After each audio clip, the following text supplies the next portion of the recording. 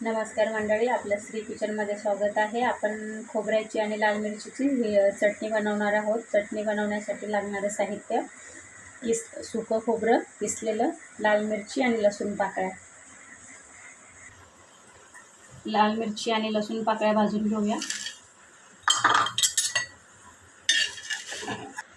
मिरची भाजून झाली आहे, लसूण भाजून झाले, काढून घेऊया।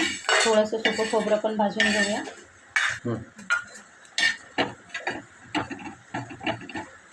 सुकं खोबरं भाजून झालं, काढून घेऊया। चवीपुरतं मीठ घालून घेऊया। हे थंड झालंय, आपण मिक्सरला बारीक करून घेऊया।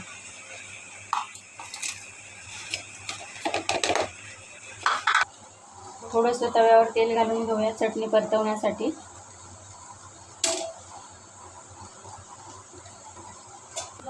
तेल तापलंय, आताच वाटलेली चटणी आपण तव्यावर घालून घेऊया। चटणी आता छानशी परतून घेऊया। चटणी आपली रेडी झाली आहे, आपण आता डिशमध्ये काढून घेऊया।